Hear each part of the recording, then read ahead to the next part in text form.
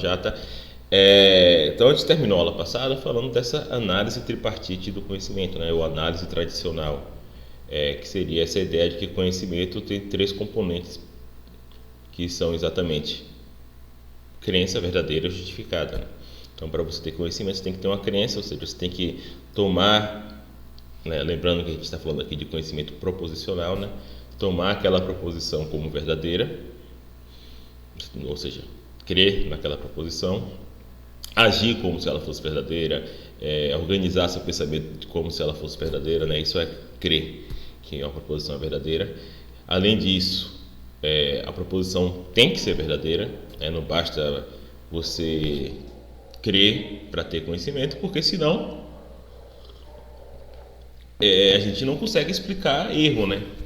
Uma das coisas, um dos pontos centrais sobre a humanidade, sobre nossa situação cognitiva no mundo, né? Uma coisa até que, por exemplo, a religião aponta muito é nossa finitude, nossa falibilidade, né? Os seres humanos são falíveis, a gente erra, a gente pensa que sabe e não sabe, e então aí que entra a condição de verdade, né?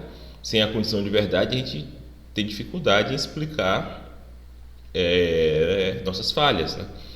Então, a condição de verdade exatamente é a que diz que você pode ter uma crença e ser falsa, e daí você não vai ter conhecimento. Tipo, é uma coisa que é uma condição do conhecimento que meio que escapa da sua própria mente, né? Isso é até um ponto que eu queria discutir com vocês. Talvez por vocês serem da psicologia, né, vocês talvez sejam bastante centrados em condições internas, né, ou seja, condições dentro, vamos dizer assim, do crânio da pessoa, né? E de fato, a condição de crença, de certa forma, ela é uma condição interna, né? Você pode pensar, você tem aquela noção de crença meio comportamental, né, meio próxima do behaviorismo, mas mesmo assim é algo interno do comportamento do sujeito, né? Talvez não seja interna do crânio do sujeito apenas, mas do comportamento. E já a condição de verdade é uma condição estranha, né, talvez para quem vier da psicologia, porque é uma condição externa, né? O que é verdade ou não, a princípio diz respeito a como o ambiente é ao seu redor, e não ao que você pensa sobre o ambiente, né?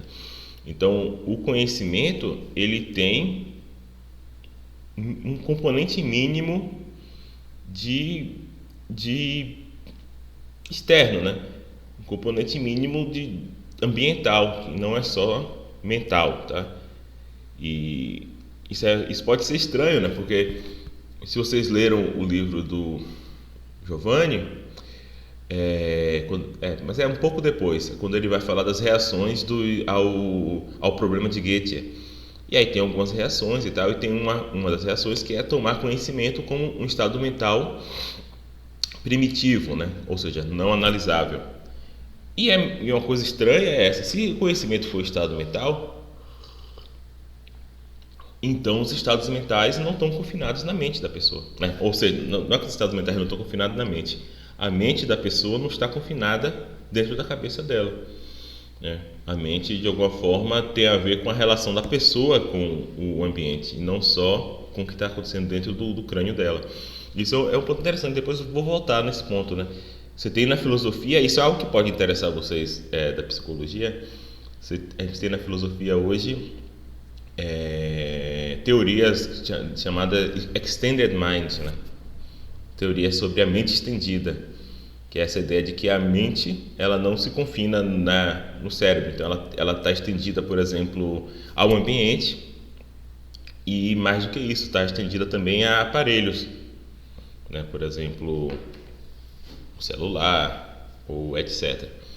E isso é bastante interessante. A gente vai ver depois, quando a gente for estudar percepção, a gente vai ver umas teorias da percepção que são teorias enativas, que focam nessa relação entre o sujeito e o ambiente, que são interessantes. E também vou falar um pouco dessas teorias da mente estendida.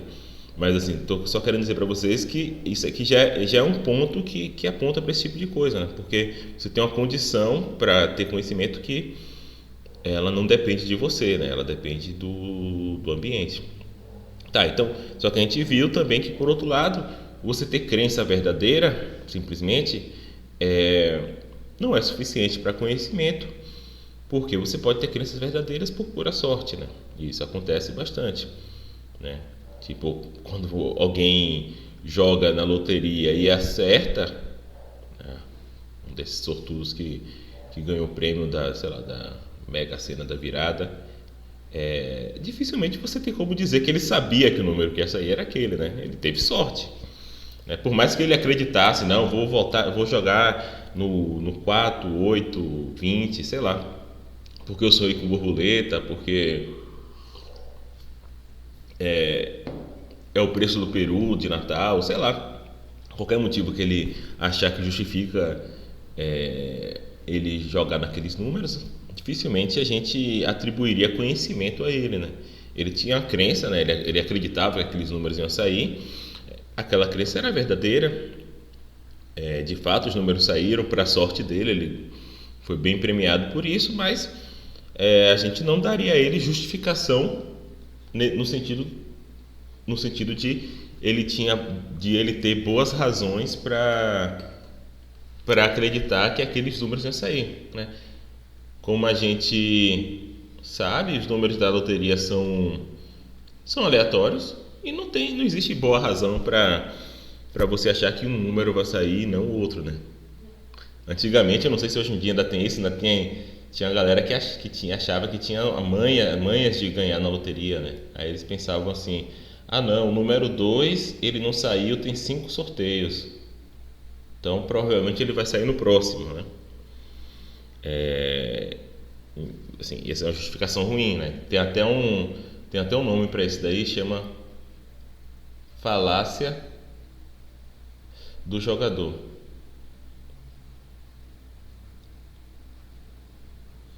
O que acontece é o seguinte, não? Como aqueles números são sorteados de maneira independente, a probabilidade de cada um número sair independe de quais outros números saíram antes e muito menos dos jogos anteriores, né? Então, por exemplo, vamos imaginar uma moeda, né? Uma moeda, vamos dizer que a moeda seja uma moeda justa, você tem 50% de cair cara, 50% de cair coroa.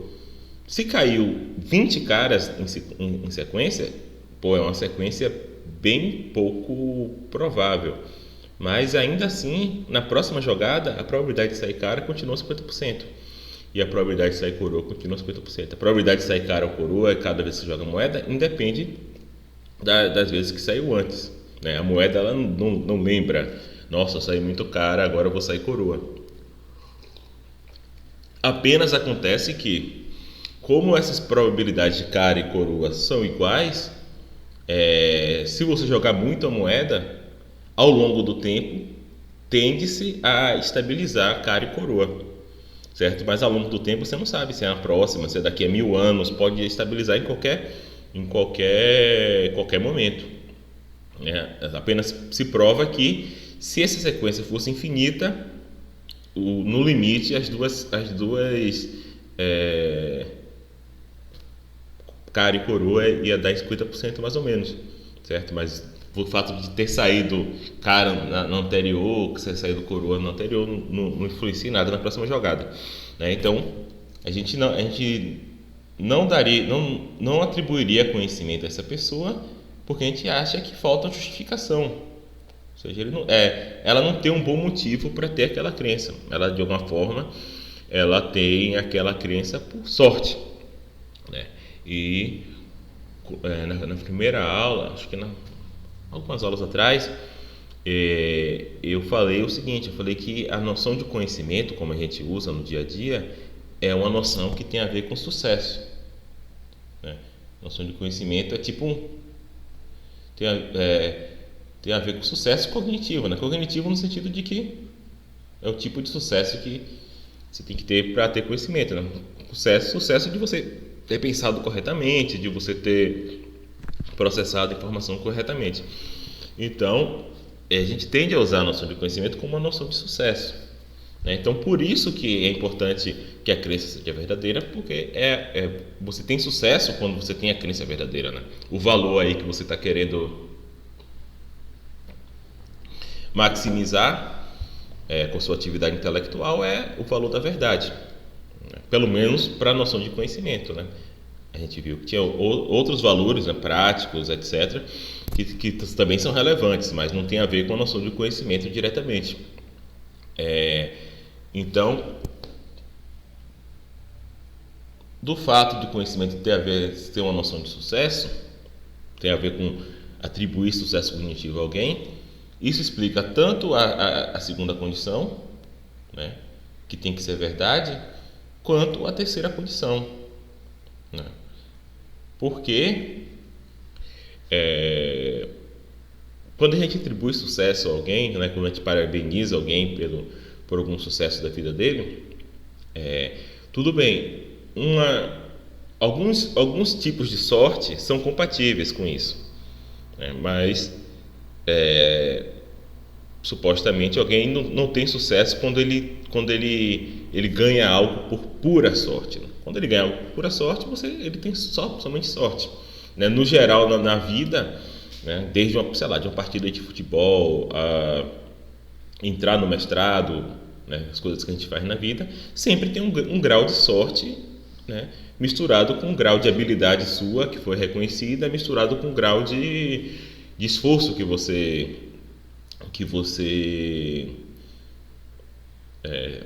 fez, né? Assim, vocês passaram no vestibular. Tem a ver com esforço, tem a ver com habilidade e tem um pouco a ver com sorte, né? Sei lá, qual é a sorte? Sorte, sei lá, de não ter pego um engarrafamento no dia da prova e perdido a prova, de não ter acordado com dor de cabeça, né? Muitas coisas podem acontecer que te impediriam de passar no vestibular, né? Sei lá, de não ter pego Covid 2 dias antes do vestibular, sei lá, né? Só que esse é um ponto importante, né? Então, o sucesso parece ser compatível com sorte, mas não parece ser compatível com qualquer sorte, né? Tipo, a pessoa que marcou as alternativas na doida, né, vamos dizer assim, e acertou por pura sorte, essa, tipo, ela passou no vestibular, ela teve um sucesso prático, mas essa daí a gente não atribuiria conhecimento, né? Então, parece que alguns tipos de sorte são compatíveis com conhecimento e outros não. E isso que a gente vai ver um pouco na aula de hoje, e você tem toda uma área da epistemologia atual que chama epistemologia anti-sorte.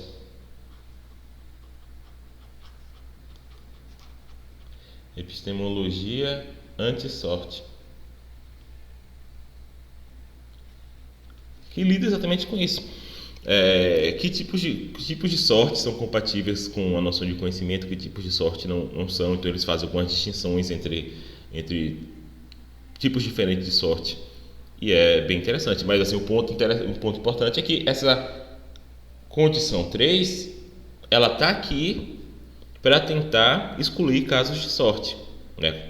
Então, todo exemplo que a gente dá de crença verdadeira que não é conhecimento sempre é um caso de sorte. O cara jogou na loteria e achava que ia sair aquilo por tal motivo, mas ele não tinha justificação, né? Ele acertou por sorte. Ou, sei lá, o cara formou a crença de que está chovendo no Japão por nenhum motivo, mas está chovendo no Japão, então ele acertou por sorte, né? Então, esses casos aqui, que essa terceira condição, ela é feita para barrar, né? Só que a gente vai ver, principalmente depois.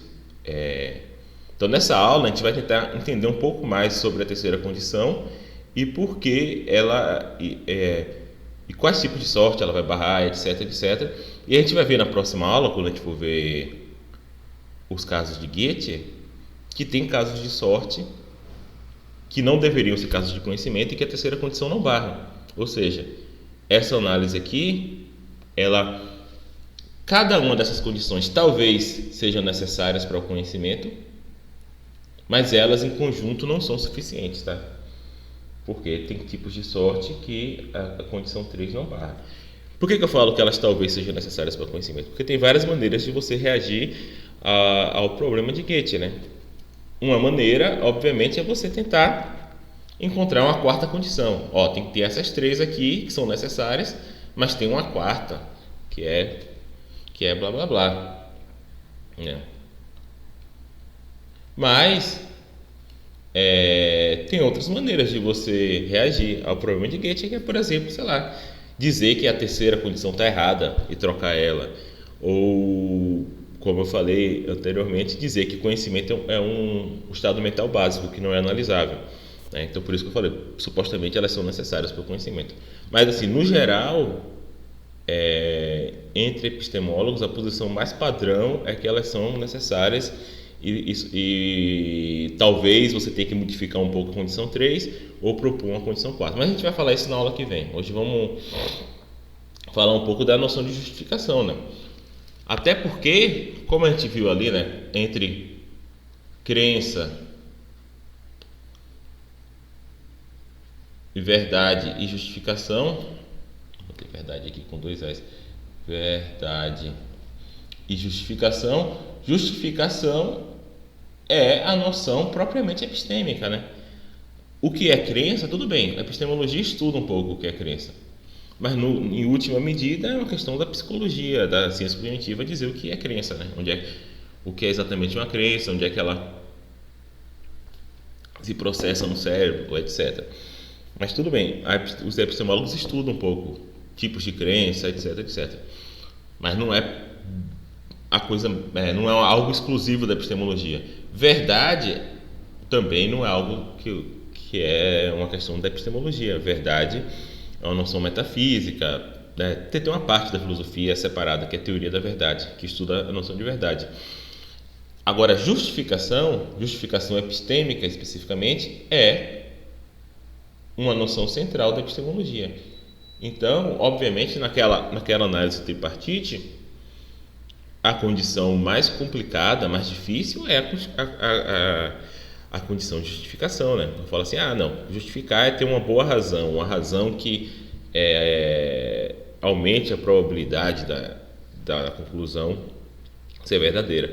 Não, essa é uma explicação mais ou menos boa, né? Mas também é um pouco vaga, né? O que é especificamente a justificação? A gente vai tentar discutir um pouco isso hoje. E só explicando aqui, não sei se vocês perceberam, mas sempre essa figura tem a ver com o conteúdo da aula, né? Eu coloquei aqui justifique sua resposta porque é algo que professores colocam nas provas, né? E eu acho que eles colocam isso exatamente porque eles querem medir se os alunos têm conhecimento, né? Então, se eu tenho aqui, geralmente, você coloca geralmente isso aqui quando você tem uma pergunta, né? Ou é uma pergunta que tem uma resposta simples, sei lá, qual é a capital do Brasil? Não, se bem que não. Sei lá, ou então quando é uma pergunta objetiva, né? Se tem A, B, C. Aí fala assim, marque a correta e justifique sua resposta. Por que o professor faz isso? Porque ele está querendo exatamente eliminar o caso em que você marca a resposta certa por sorte, né? Então ele está querendo saber se você, além de ter uma crença verdadeira, sei lá, de que A é a resposta correta, você tem realmente conhecimento daquilo, né? Ou seja, ele está pedindo uma justificação. Por que o A é verdadeiro? Ele quer saber se você tem um bom motivo para achar que o A é verdadeiro, ou se você acha que o A é verdadeiro ou por sorte, ou até, quem sabe, por um motivo ruim, né? Você acha que A é a resposta correta, você acha isso, mas você acha isso por um motivo errado, né? Pode ser o caso, né? Então, por isso que os professores, eu acredito, eu acho que tem a ver com a noção de conhecimento, os professores escreverem isso, né? Justifique sua resposta. Tem a ver com a noção de justificação. Tá? Então, como eu estava dizendo, a função da condição de justificação na análise do conhecimento é assegurar que a crença, ou seja, você tem um caso de crença verdadeira, é assegurar que a crença não é verdadeira por mera sorte ou acaso, né? Certo? Então, a noção de justificação, ela tem a ver com assegurar que aquela crença é bem formada de alguma maneira, tá? Ou seja, como é que aquela crença parou na cabeça do sujeito, né? Para que algo seja conhecimento, para que uma crença seja conhecimento, não basta ela ser verdade, né? Porque verdade, como eu já repeti mil vezes, pode acontecer por sorte, mas ela deve ter parado na cabeça do sujeito da maneira correta, né? Por exemplo, o sujeito realmente fez as observações que ele deve fazer, ele tomou o cuidado devido com os dados, né? Ele não cometeu nenhum erro de cálculo, etc, etc, esse tipo de coisa, né? E isso tudo por causa dessa ideia de que conhecimento é um tipo de sucesso cognitivo, né? Como eu falei, vou até botar aqui, botar amarelinho. Ou seja, o conhecimento, por ser um tipo de sucesso cognitivo, ele deve ser produto da habilidade do sujeito. Minimamente, tá? Também aqui eu quero evitar a seguinte posição, que também ela não é razoável.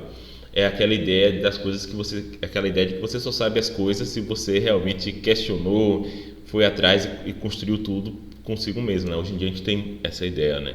Tipo, que é uma ideia de alguma forma interessante, né? Porque ela pode levar as pessoas a questionar, levar as pessoas a checar, etc. Mas que hoje em dia ela é muito utilizada para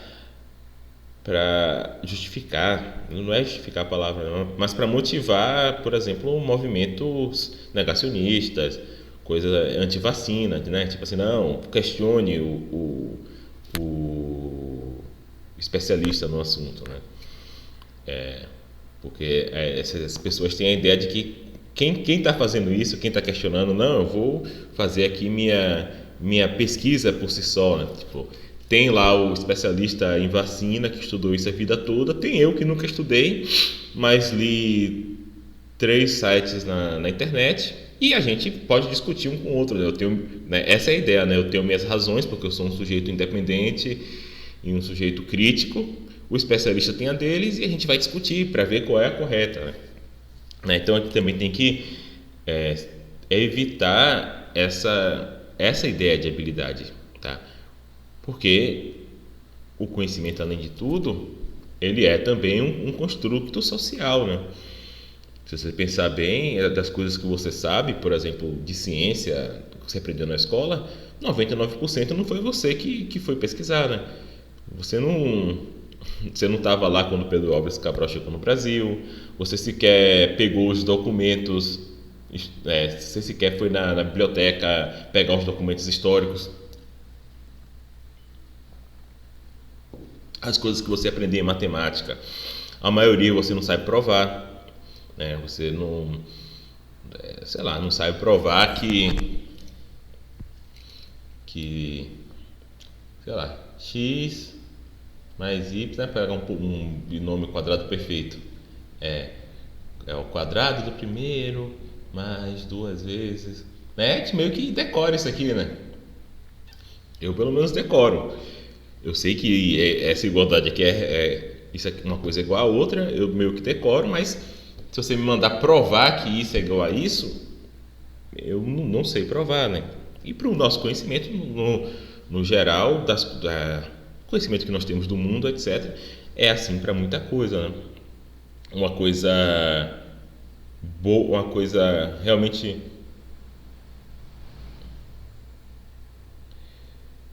O Luiz perguntou: é preciso ser cético quanto ao próprio conhecimento também, então eu estou tentando falar aqui que essa noção do ceticismo, existe um equilíbrio, entendeu? Existe um equilíbrio. Não é o cético, né? O cético antigo, por exemplo, geralmente parte de uma perspectiva muito individualista do conhecimento, né? Como se o sujeito... E eu estou falando isso porque, como eu estou falando aqui de habilidade, eu estou tentando tirar a ideia de que essa habilidade necessariamente é uma habilidade sempre individual do sujeito questionador, entendeu? Que essa é uma noção romântica que a gente tem de conhecimento e que tem que tomar muito cuidado, né? Porque uma das coisas grandiosas da espécie humana, né, é uma das coisas que nos fizeram chegar onde chegamos, para o bem e para o mal, né? Tanto para o bem quanto para o mal, é nossa capacidade de se organizar socialmente, né? Então, uma coisa muito especial sobre a espécie humana é isso, né?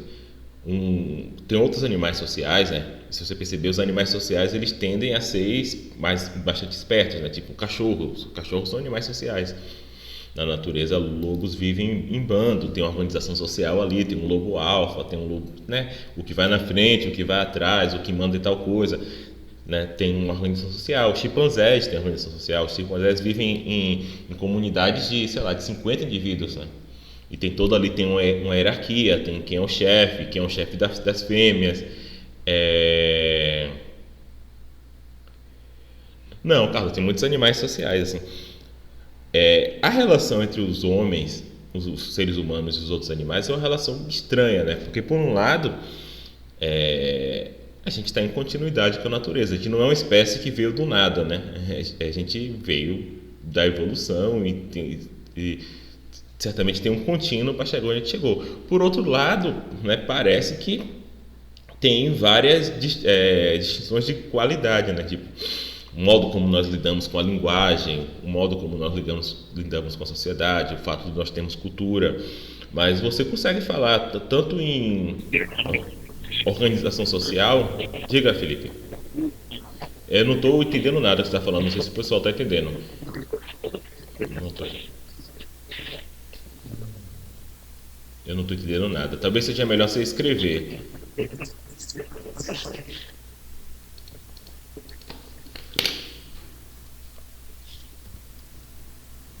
Pera aí.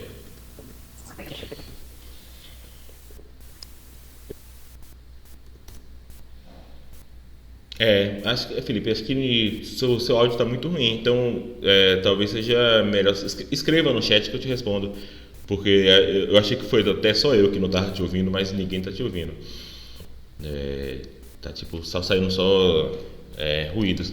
Aí sim, então tem outros animais que têm organizações sociais. É claro que comparando com a nossa atual, são organizações sociais muito mais simples, né? Como eu falei, um chimpanzé ele vive em comunidade de 50 membros, né? O que é grande para a natureza, né? Para a gente, atualmente, talvez seja bem pequeno. A gente vive numa cidade de quantos membros, né?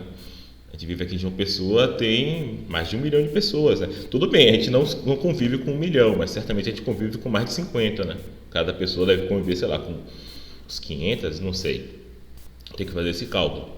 Né? A gente vive em sociedades muito mais complexas, né? Mas os chimpanzés vivem em sociedades complexas para a natureza. O cachorro, acho que os golfinhos também vivem em sociedade. Carlos perguntou: cupins, abelhas e formigas são seres sociais? Sim, mas o modo como a sociabilidade se coloca nesses seres é diferente da sociabilidade dos mamíferos. Cupins, abelhas e formigas, eles já nascem geneticamente para ocupar determinada posição na sociedade. Então, formigueiro é uma sociedade, é um ser social, né? Inclusive tem biólogos que falam do formigueiro como um super-organismo, né? Como se fosse um organismo só.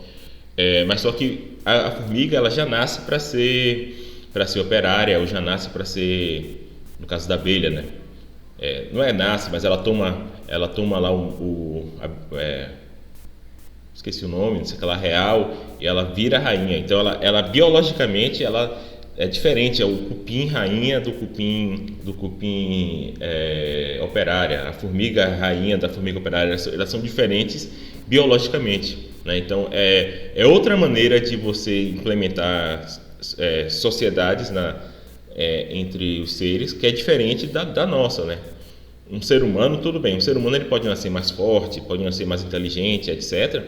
Mas não é uma modificação física o fato dele ser presidente da república ou, né, ocupar qualquer cargo de chefia.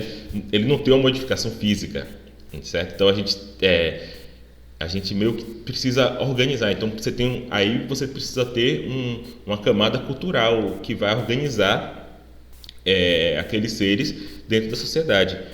O que é diferente das abelhas, formigas e cupins, né? Que essa organização ela já vem meio que forjada geneticamente, sabe? Então você não tem, não faz sentido para uma formiga, vamos dizer assim, uma formiga operária fazer uma revolução e tomar o poder, certo? Porque ela não pode botar ovo, certo? Então ela não vai ser rainha nunca.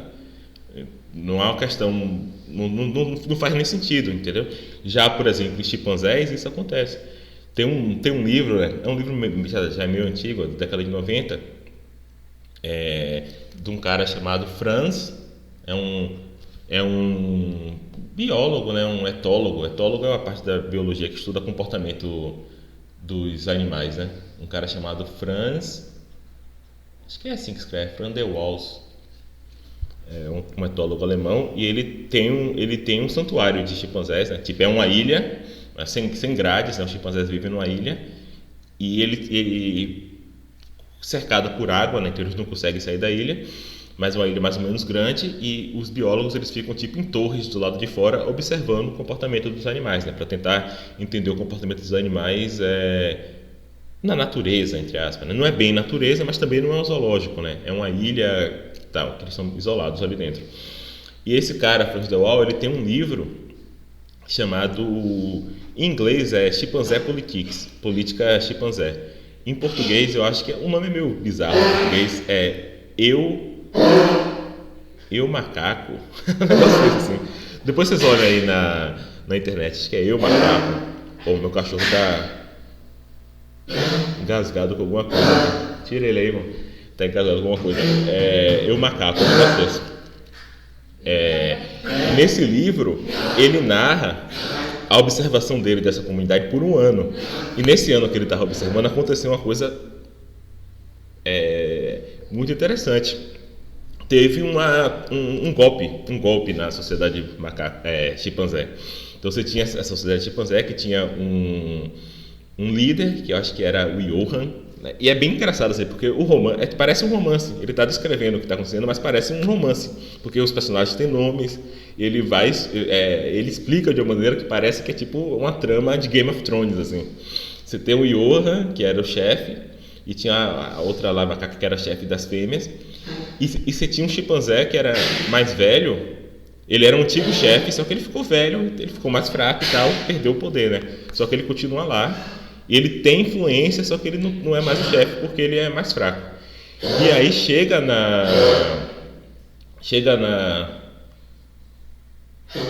vocês estão ouvindo, né? Pera aí, rapidinho. Ô, amor, tira a Rick aí, irmão.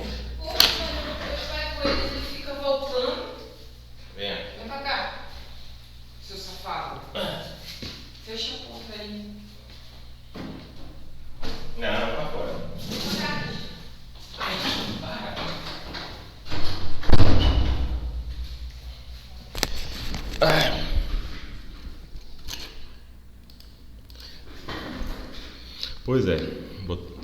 Pior que o cachorro ele tá assim desde de manhã. Mas eu não sei, ele não comeu nada ontem, comeu só ração. Ver se ele não passar, levar no veterinário. Mas enfim, aí você tinha esse chimpanzé antigo, que ele perdeu o poder porque ele ficou velho e tal. E aí acontece que chega um chimpanzé novo na sociedade, que é um chimpanzé bem novo, bem forte. E aí o Franz de Waal ele narra toda uma trama de que esse chimpanzé antigo, que era o antigo chefe, só que ele ficou muito fraco, ele fica amigo do chimpanzé novo, e eles se organizam de modo a matar o chefe e tomar o poder. Em vez de ter um chefe, agora vai ter dois chefes. Na verdade, o chimpanzé antigo virou chefe e o chimpanzé novo virou tipo o capataz, assim. E aí eles formam uma aliança com a chefe das fêmeas, né? Porque o chimpanzé, o chefe, ele tem vários aliados, né? Que eram os outros chimpanzés. Eles fazem as fêmeas transarem com os chimpanzés para distrair, né? E eles atraem o chefe para um lugar e matam esse chefe, arranca a pele dele e pendura na árvore. Então é uma coisa para marcar a tomada de poder. Então é algo assim muito... É um livro muito interessante, assim, bastante bizarro assim, essa história, porque lembra muito as histórias da gente mesmo, né? Então todo esse parêntese é só para dizer isso aqui, que para levar a sério essa noção de habilidade, mas não necessariamente habilidade é habilidade individual. Às vezes, a maneira mais hábil de você adquirir conhecimento é simplesmente você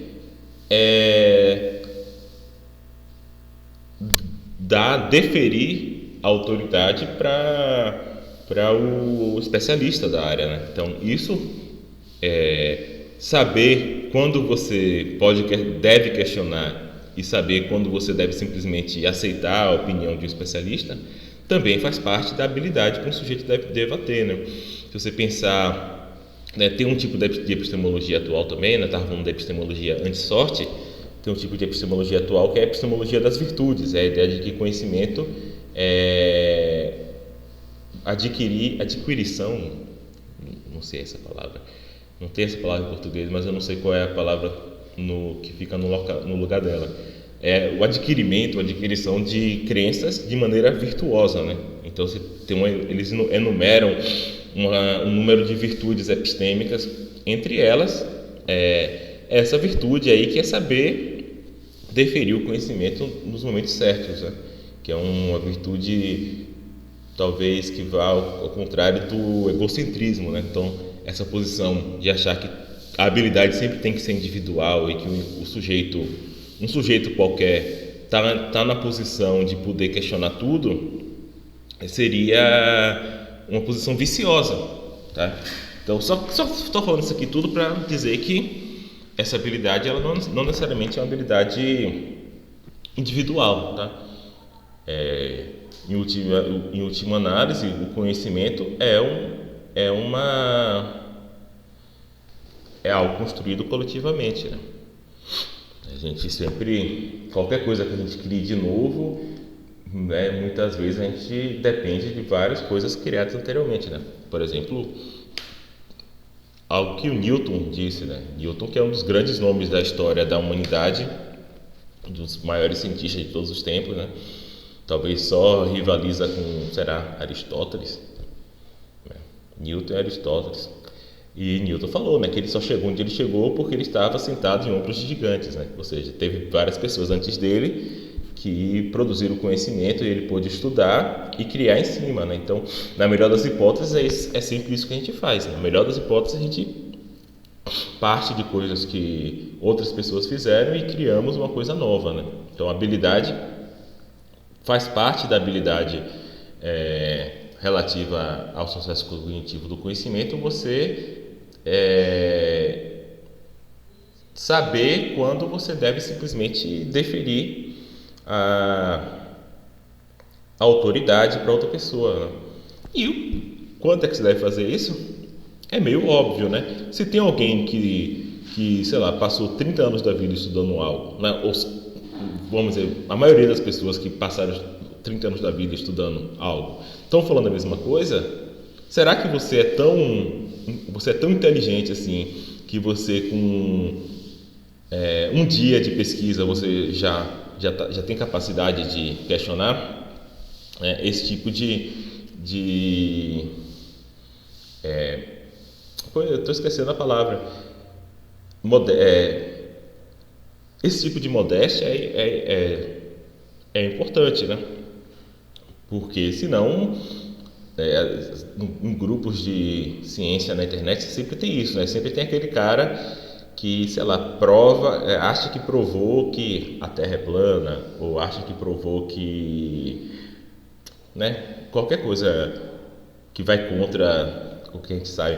Pode acontecer, eventualmente acontece na história da ciência, né? Aparece alguém que mostra uma coisa que vai contra tudo, mas essas coisas são coisas são a exceção da história da ciência, né?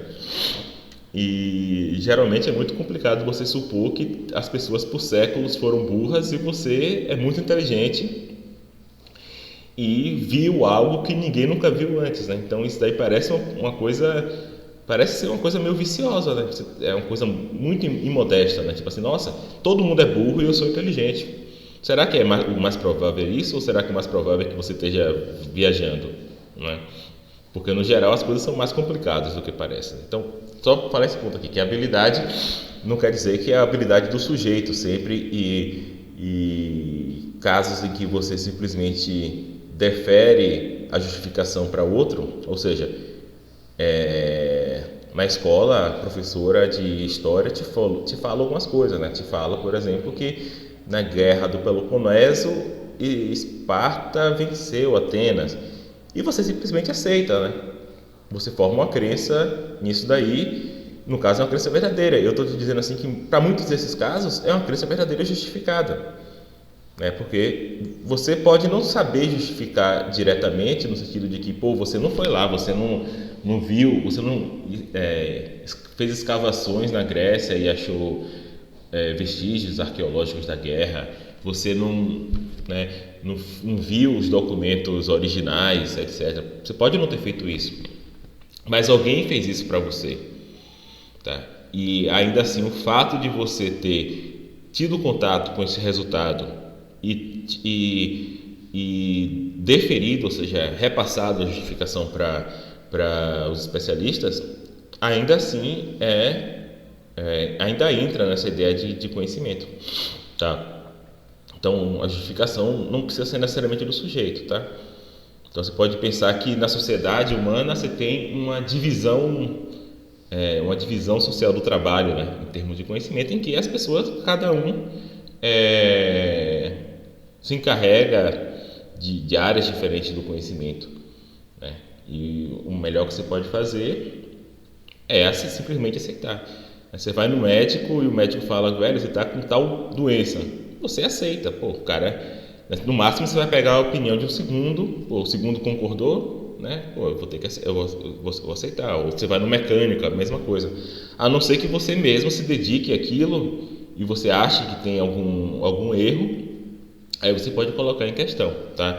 Mas o ponto é esse. Então, a noção de justificativa, ela está lá exatamente porque para evitar os casos de crença verdadeira por pura sorte, certo? A ideia é que conhecimento é um tipo de sucesso cognitivo que tem a ver com a habilidade do sujeito e que, portanto, se alguém conseguiu aquilo por mera sorte, Bárbara foi pesquisar, né? Adquirimento. Também não sabia, aprendi a palavra nova, né? Eu tentei usar a palavra, não sabia se era adquirição ou adquirimento. É adquirimento, viu, gente? É estranhão. Pois é, Bárbara, é estranho mesmo. Certo? Então, a justificativa está lá para isso, né? Então, para lidar com essa intuição de que a noção de que conhecimento não pode ter diretamente a ver com sorte, né?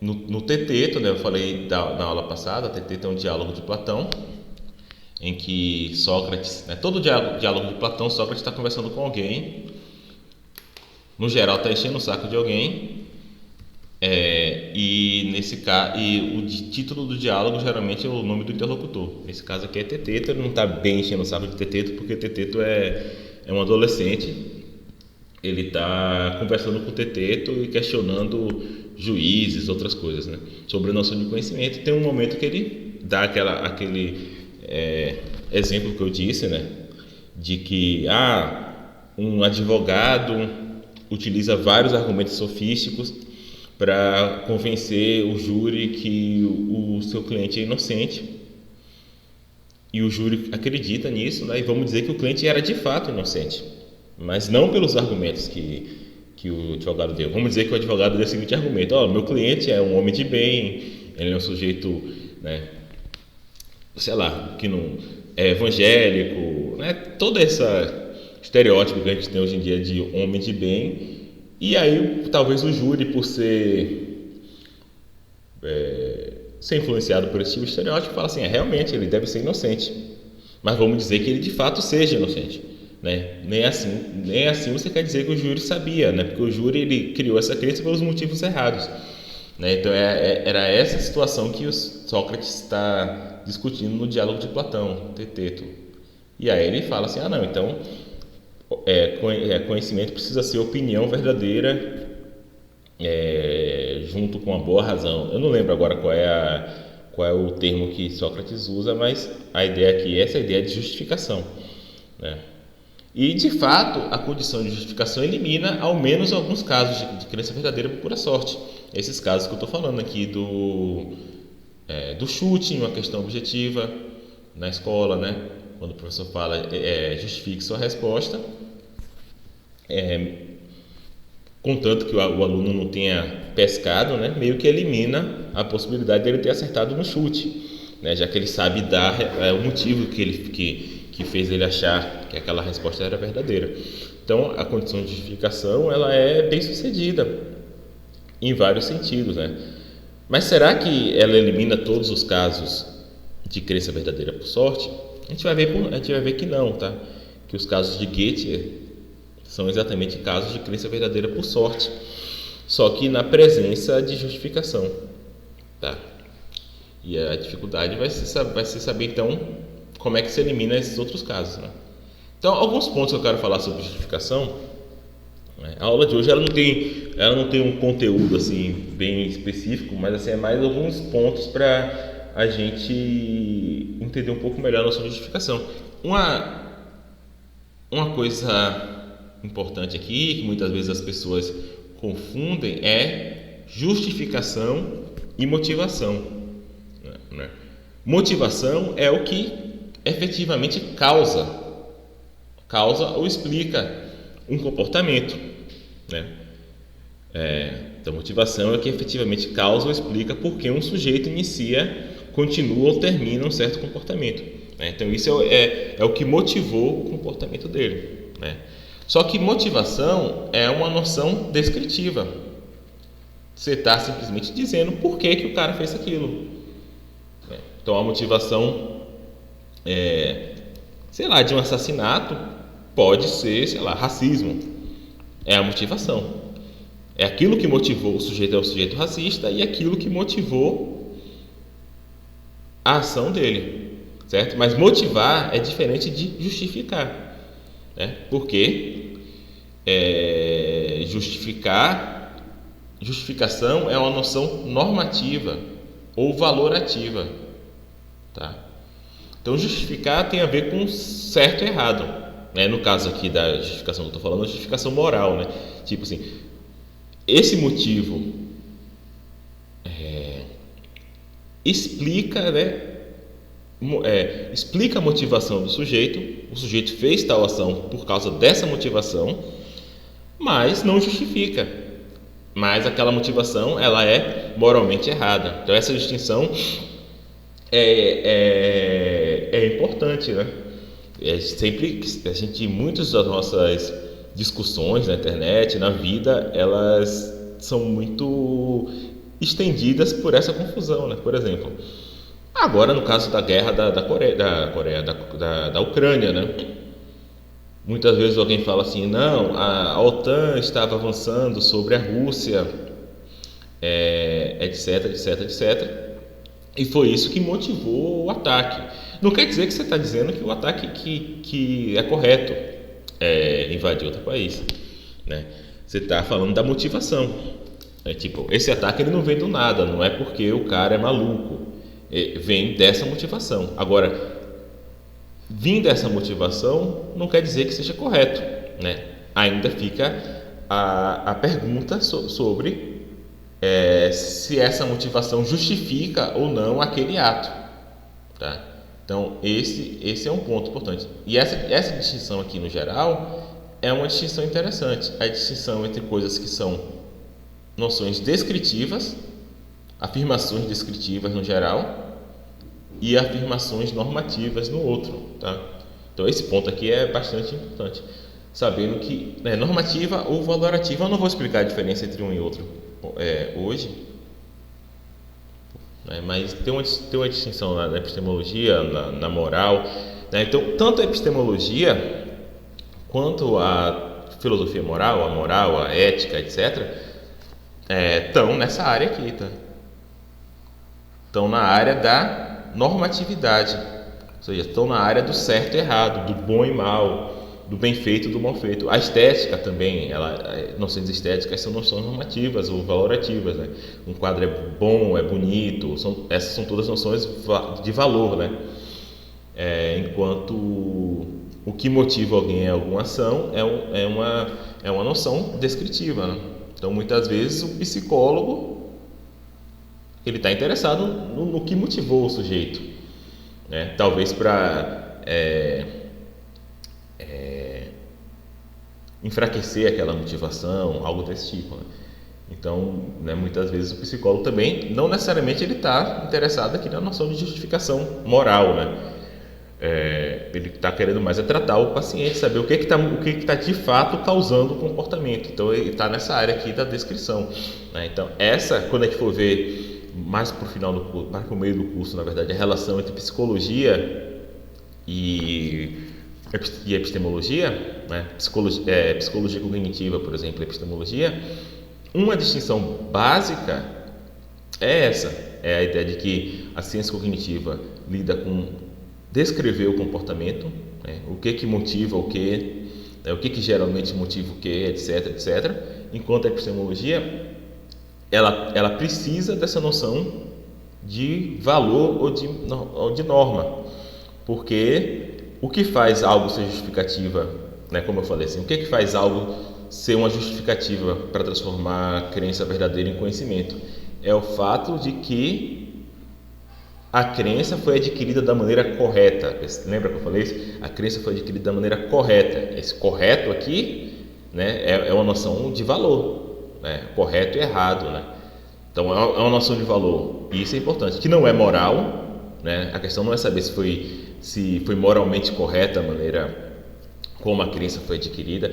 Essas questões também se colocam às vezes, né? Por exemplo, quando se discute se devemos, né, até no caso da psicologia, mas no caso de outras áreas médicas, se discute, por exemplo, se devemos utilizar os resultados da ciência nazista, né? Por exemplo, o Mengele, vocês sabem disso, ele fez milhões de experimentos bizarros, né? Tipo assim, não, vou tirar o olho de uma pessoa, botar na outra para ver se funciona, vou deixar a pessoa no frio para ver quantos minutos ela consegue ficar até morrer, né?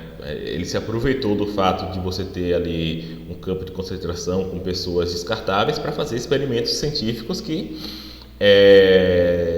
no mundo real você não consegue fazer porque são antiéticos, né? Você não consegue abrir a cabeça de uma pessoa sem motivo para ver como é que o cérebro funciona, né? É complicado. Hoje em dia, até para abrir a cabeça de um animal, né? Por exemplo, de um chimpanzé, é bastante complicado, né? Não pense que qualquer laboratório hoje em dia consegue um chimpanzé para abrir a cabeça e examinar o cérebro, porque é muito complicado, assim. Tipo, minha ex-mulher, ela é geneticista e ela estuda cérebro. Então ela tinha interesse de estudar a cérebro de chimpanzé, só que ela simplesmente não conseguia no caso, a gente morava nos Estados Unidos, né? Mas ela não conseguiu a autorização. Então ela teve que estudar cérebro de passarinho, porque era mais fácil. Então até cérebro de animais, até para animais hoje em dia tem toda uma questão, né? Para talvez camundongo, passarinho são mais simples, né? Mas os animais grandes que não tem, são mais difíceis de criar, né? Um camundongo você tem uma geração em poucos meses, você já tem filhos e tal, é fácil de fazer vários, né? Mas o chimpanzé não, o chimpanzé ele vive mais ou menos que nem um ser humano, demora muito tempo para ter filho, não tem tantos filhos, então é mais complicado. Então o Mengele ele utilizou dessa possibilidade para ter vários resultados científicos interessantes, né? Porque ele conseguia fazer experimento com humanos. Só que será que é correto você utilizar esses resultados, né? Então perceba que o correto aqui não é epistêmico, é um correto moral, né? Só que mesmo assim existe ética do conhecimento, existe moralidade do conhecimento, tá? Então, porque eu estou falando aqui muito de normas epistêmicas, mas não estou distinguindo elas de normas morais, mas não estou querendo dizer que as normas morais são menos importantes. Elas só não são o tema da epistemologia, são temas de outra parte da filosofia, que é filosofia moral, ética, como você queira chamar, tá? Mas, de qualquer forma, tanto a moral quanto a epistemologia, ela tem um pezinho aqui, ó, em noções normativas, né? No caso da epistemologia, sobre se os processos de adquirir conhecimento são bons processos, são confiáveis, né? Por exemplo, uma noção que você pode ter de justificação é o processo que você utilizou para adquirir o conhecimento, ele é confiável, ou seja, ele tende a produzir respostas verdadeiras, né? Isso é uma das maneiras que os filósofos explicam o que é a crença ser adquirida da maneira correta, ela ser adquirida por um processo confiável. Se uma pessoa adquire crenças, né, jogando moeda para cima, ela não vai ter conhecimento, porque aquele processo ela não é confiável, no sentido de que ele não tende a dar respostas verdadeiras, tipo, a resposta vai ser aleatória.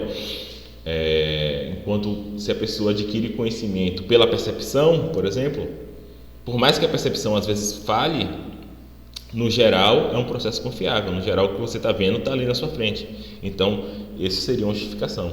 Mas de qualquer forma, a ideia aqui é que são noções normativas, tá? E aqui são noções descritivas, né? Então por isso que às vezes a gente fala isso daqui, né? Tal coisa explica, mas não justifica, né?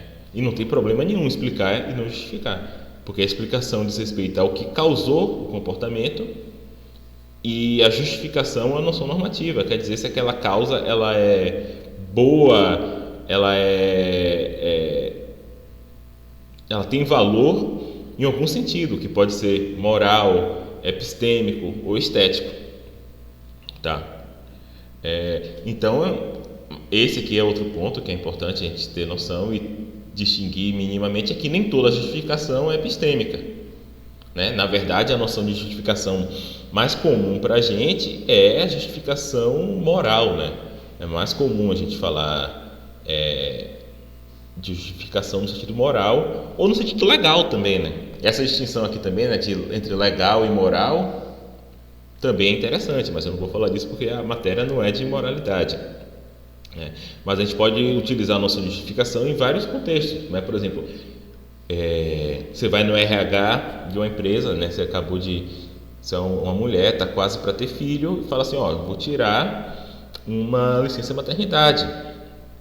E aí a moça do RH vai falar para você, olha, a moça ou o rapaz, sua licença é justificada, né? Justificada aqui é no sentido legal, né? É no sentido de estar de acordo com as normas legais, né? Então, a justificação que tem a ver com leis, né? Então, outra área também que lida com justificação é o direito, né? Também direito é uma ciência normativa, certo? Só que também não é uma justificação moral necessariamente, né? A relação entre lei e moral, são relacionados, né? Obviamente, uma lei ela não pode ser imoral, não deveria poder ser, mas também não é, nem tudo que é proibido é imoral, nem tudo que é imoral é proibido, né? Por exemplo, talvez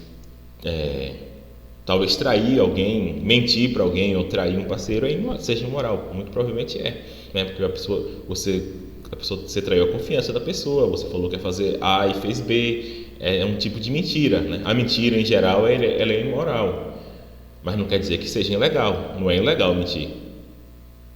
Não, eu falo muito provavelmente porque assim, não é minha área moralidade, e moralidade é uma área que tem muita discussão, né? Tem gente que acha, por exemplo, que não há normas morais objetivas, né? É uma posição comum, mais ou menos comum. Então, por isso estou falando muito provavelmente. Mas, tipo assim, por mais que mentir seja imoral, na maioria dos casos, né? Talvez tenha casos em que mentir não seja imoral, né? Sei lá, se um nazista, você está escondendo um Anne Frank no seu porão e chega um nazista na sua porta e fala assim, tem algum judeu na sua casa? Talvez esse seja um caso em que mentir seja moral, né? Tipo, você fala, não tem, tu está salvando a vida da pessoa por mentir. Mas no geral, mentir é mais provavelmente imoral. Mas não quer dizer que mentir seja ilegal, né? Não tem uma lei, ninguém vai preso por mentir. Ninguém vai preso hoje em dia por traição ou por... são uns exemplos que eu consigo pensar. Alguém levantou a mão, eu fechei aqui, não vi, pode falar. Professor, nesse caso, a justificação epistêmica está sempre ligado à evidência? É sempre ligado à verdade e à evidência. A evidência para a verdade e verdade. Essa é a distinção, sabe? Então aqui é a justificação legal, né? Se eu falo o seguinte, agressão em autodefesa é justificada, né?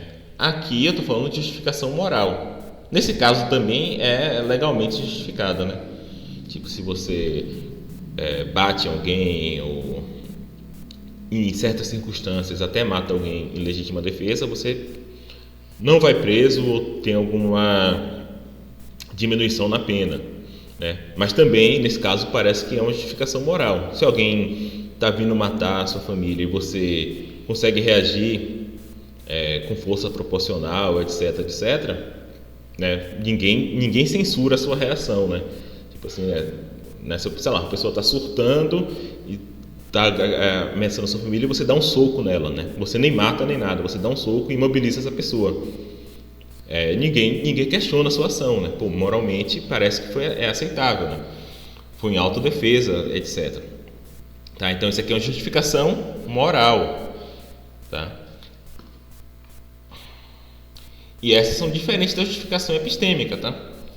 Porque a justificação epistêmica, como a Maria disse, tem a ver com evidência, tem a ver com a formação daquela crença. Se a formação, o modo como você formou aquela crença, de alguma maneira ela é sensível às evidências, se ela é sensível ao modo como o mundo é, né? Então, se o modo como você forma aquela crença é confiável, se o modo como você formou aquela crença é confiável no sentido de mais provavelmente verdadeiro, etc. Tá? Então, essa distinção também entre justificação moral, justificação legal, justificação epistêmica é importante, tá?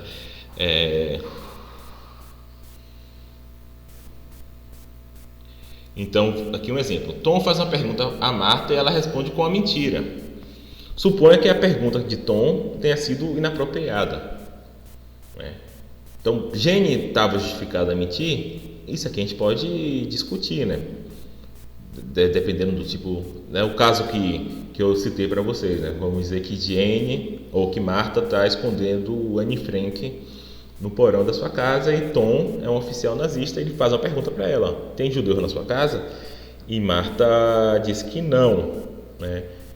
Então, de alguma forma, é defensável que ela estava justificada a mentir, né? Uma possibilidade seria que, em virtude do caráter inapropriado da questão, né? O cara está perguntando por que quer matar, quer levar para o campo de prostituição, não era um dever de Marta falar a verdade, né? Então, uma noção comum de justificação moral está ligada à ideia de que existem normas, né? Normas morais, e que a gente deve seguir essas normas, né? Então, algo estaria justificado se ela está de acordo com as normas e algo não seria justificado se não está de acordo com as normas, né? Só lembrando aqui que o deve é uma noção normativa também, tá? Então tem partes do vocabulário que são normativas, né? Por exemplo, noção de causa, efeito, etc., são noções descritivas. A noção de dever, a noção de poder, né? Você pode fazer isso no sentido de estar autorizado a fazer, também é uma noção normativa, certo?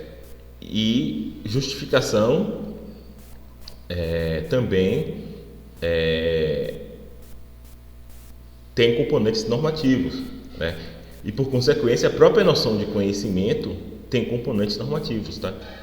Então, por isso, daí também talvez venha alguma estranheza da noção de conhecimento para quem está interessado só na questão descritiva da mente, por exemplo, né? Conhecimento, ela tem partes da noção de conhecimento, são partes normativas, né? Então, essa parte de saber se a crença foi bem formada, se a crença é sensível o suficiente à evidência, né? Se a crença é verdade, etc., são noções normativas, tá? Então, a gente poderia, a partir dessa ideia, supor que a justificação epistêmica funcione analogamente, né? Então, essa concepção de justificação é chamada de deontológica. A ideia de que algo é justificado epistemicamente se ela está de acordo com as normas epistêmicas, né? Ou seja, se está de acordo com deveres epistêmicos, tá? Vocês não precisam gravar esse nome, deontologia e tal, isso aí não vai ser importante para epistemologia no geral. Mas, assim, muito provavelmente, vocês tiverem interesse em filosofia moral ou até em direito, vocês vão se bater com essa palavra de novo, né? Então, deontologia tem a ver com normas, tá? Então, uma concepção é deontológica quando ela diz respeito a normas, né? Então, uma concepção deontológica da moralidade, por exemplo, a de Kant, tem a ver com normas, tem a ver a ideia de que moral é quando você obedece determinadas normas, né? E aí, claro, que o problema vai ser explicar quais normas são essas, né? E você poderia pensar na epistemologia a mesma coisa. Algo é justificado quando ela obedece determinadas normas. Só que o problema é saber quais normas são essas, né? Isso daí que é todo o problema dessa noção deontológica, né? Esse ponto aqui. Quais seriam as normas epistêmicas, né?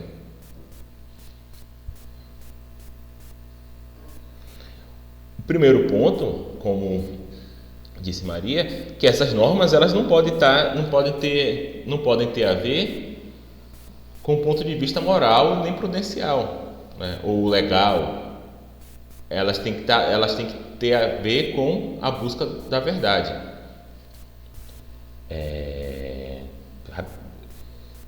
Marcos perguntou aqui o seguinte: professor, a justificação epistêmica está imune ao contexto histórico e à cultura, se ela é universal, por exemplo, porque em diferentes culturas há regras morais e legais bem diversas, contrárias até, que moldam essa estrutura de raciocínio e construir a verdade.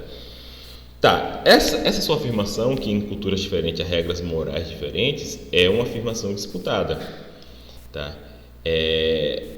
Na filosofia moral, muitas vezes se distingue entre moralidade e códigos morais, né? Então, códigos morais são culturais, mas muita gente. Então, códigos morais são maneiras em que culturas diferentes encontram de organizar a vida, tá? Mas muita gente defende que existem regras morais que independem desses códigos, certo? E que, inclusive, a maioria das culturas vão aceitar essas regras morais, mesmo implementando essas regras a partir de maneiras diferentes. Tá? Então, essas regras culturais elas estariam mais no nível da etiqueta, modos de se comportar, mas elas estariam, de alguma forma, expressando regras morais mais profundas. Por exemplo, tem gente que fala o seguinte: ora, não tem nenhuma cultura em que o assassinato seja aceito assim, de maneira aleatória. Tem casos em que você pensa que pode acontecer, sei lá, num ritual religioso ou numa guerra, etc., né? Casos que são exceções, mas não tem nenhuma cultura em que o assassinato ele é aceito de qualquer maneira. Por quê? Porque uma cultura assim, uma sociedade assim, ela teria dificuldade até de existir, porque seria uma sociedade em que o tecido social seria muito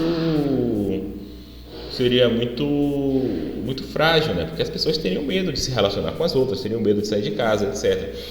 Então, tem as pessoas que defendem isso, que existem algumas... Então, às vezes, quando a gente fala de moralidade, a gente pensa sempre em uma moralidade muito gorda, né? No sentido de que uma moralidade que abarca muitas coisas do ser humano, né? Desde, sei lá, coisas irrelevantes como fazer tatuagem ou orientação sexual, irrelevantes do ponto de vista moral, estou dizendo, né? Então, até pelo modo como pessoas que defendem posições morais se comportam, né? A gente tem essa ideia de que uma moralidade ela rege todo o comportamento humano, né? Como os códigos culturais regem. Mas assim, é uma possibilidade de que você tenha códigos morais, regras morais muito em pontos-chave, mas em muito menor número. Regras morais sobre assassinato, sobre mentira, sobre promessas, etc, etc. Então, eu não quero entrar aqui muito na questão da moralidade, que é uma questão complicada também. Mas assim, os filósofos, quando eles procuram, eles tentam defender que existem regras morais universais, geralmente eles procuram defender regras mais localizadas, tá? Não essa ideia de, não, a moralidade inclui tudo, né? Tudo ou é moralmente certo ou é moralmente errado, quando na verdade a maioria dos nossos comportamentos são moralmente neutros. Tipo, você no domingo beber uma cerveja, ver um jogo de futebol ou assistir Netflix é moralmente neutro, muito provavelmente, né? A moralidade não tem nada a dizer com isso, em relação a isso. Mas numa questão de como lidar com refugiados, de como, né, de atirar em civis numa guerra, talvez a moralidade tenha a ver com isso, né? Então a gente tende a ter uma noção muito ampla de moralidade, e por isso a gente muitas vezes tende a achar que a noção de moralidade ela é caduca em algum sentido, né? Porque geralmente o povo usa a palavra moralidade para querer regular se você, sei lá, está fumando cigarro ou está fumando maconha, que a princípio eu não consigo ver qual é a relação que tem a ver com moralidade aí. Tem a ver com saúde, né? Tem a ver com outras coisas, tem a ver com ponto legal, até por ser proibido, mas com moral, né? Não consigo ver, a não ser que o cara seja, mas até em maconha é difícil isso, né? O cara ser viciado e, né, isso é mais em álcool, né? No caso do álcool, né? Se o cara bebe cerveja e tá na dele, não tem uma questão legal aí, é uma questão dele com o corpo dele. Você pode pensar se ele tá cuidando bem do corpo ou não, pode ter uma cirrose, etc. Mas assim, a princípio não tem uma questão moral. Agora, se ele bebe e fica agressivo, ou dirige o carro, ou bate na mulher, bate no filho, aí talvez tenha uma questão moral, né? Então, não pense em moralidade como uma questão assim, necessariamente que tem que se aplicar a todos os pontos da vida humana, né? Isso aí, na verdade, são códigos morais que aí sim são culturais, né? Tipo, você pensar nos nossos códigos morais, sei lá, do batismo, né, na igreja, isso é uma questão cultural que tem seu motivo de existir, né? De certa forma, o batismo é você apresentar aquela criança para a comunidade, né? Se pensar se é uma cidade pequena, uma comunidade em que as pessoas são católicas, o batismo é uma cerimônia de introdução daquela criança na sociedade, né? Da mesma forma, a primeira comunhão também, agora é um adolescente, são vários ritos de passagem que você tem na cultura, né? E, como eu falei, tem seu motivo de ser assim, né? E poderia ser de outro jeito, né? Você poderia apresentar a criança à sociedade de outra maneira, mas não necessariamente são questões morais, tá? Dificilmente eu acho que seria imoral não batizar uma criança, porque não traz nenhum dano à criança batizar ou não. Ela pode se batizar depois se ela quiser, quando for adulta, etc. A não ser que, enfim, você pense, acredite em... eu acho que nem se você acreditar em inferno, né, você pode... Nem que você acreditar em inferno, a criança depois ela pode se confessar, etc. E fazer os sacramentos dela, etc. Enfim... Então, a questão é só que se existem normas epistêmicas, elas têm que ter a ver com busca da verdade, tá? Tem que ter a ver com aquela crença ser melhor para aquele tipo de crença, aquele modo de formação de crença ser melhor ou pior para se chegar à verdade, etc. Então, normas epistêmicas elas precisam ter a ver com isso, porque senão elas vão ser normas morais, vão ser normas prudenciais, etc.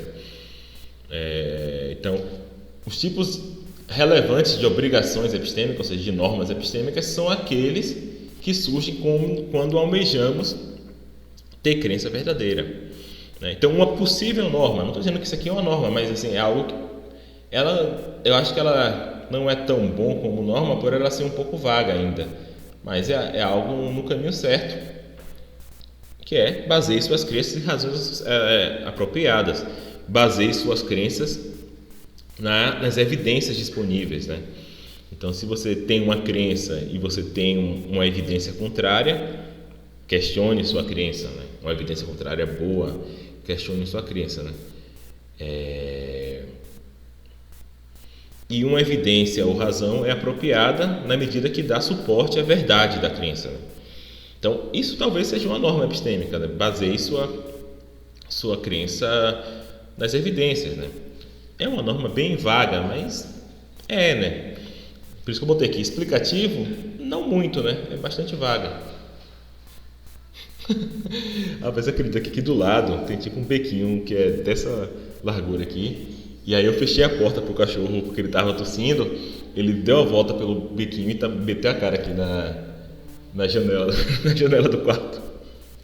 O bichinho. Tá aqui, ó, na janela. Deixa eu ver se eu consigo botar nele. Estou vendo lá. Quer participar da aula de qualquer jeito. E aí, Rick? Ai. Acho que ele já parou de tossir, mas ele quer ficar aqui na sala. Tá. Deixa eu até abrir a porta aqui pra ele vir. Ver se ele para de tossir. Espera só um momento.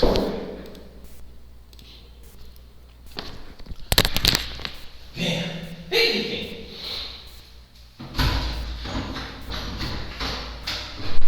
Adriana, tá aqui, me deu uma volta e ele foi na cara da janela. Aí a gente fica bem a porta e ele tá vindo correndo pra cá pra entrar.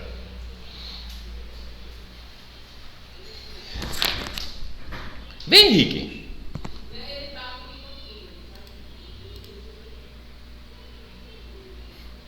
Pronto. Ele é médio, não é pequeno nem grande. Mas ele ainda tá lá na janela, eu já abri a porta aqui, ele não voltou. Mas enfim, então essa norma não é muito explicativa, mas ela diz alguma coisa, né? Alguém que tem crenças que são imunes à evidência, né? Tipo, a pessoa acredita naquilo, não importa o que você diga, não importa o que você mostra, de alguma forma ela está transgredindo a norma epistêmica, né? Esse tipo de cabeça dura ela é um tipo de vício, né? A pessoa que não é sensível às crenças, às evidências, né? Claro que hoje em dia a gente vive um momento em que a própria noção de o que é uma evidência, ela é muito questionada, né? Tem muita gente, sei lá, em grupos de WhatsApp, etc., que pega qualquer vídeo, né, qualquer pessoa falando que algo aconteceu e toma como verdade, né? Então a dificuldade é essa, que a própria noção de o que é uma boa evidência e o que não é está sendo muito questionada. Mas de qualquer forma é uma norma epistêmica formar crenças a partir de evidências. Agora, qual é uma consequência de você tomar a noção de justificação a partir da noção de evidência? A gente vai ver isso um pouco depois, né? Deixa eu subir aqui.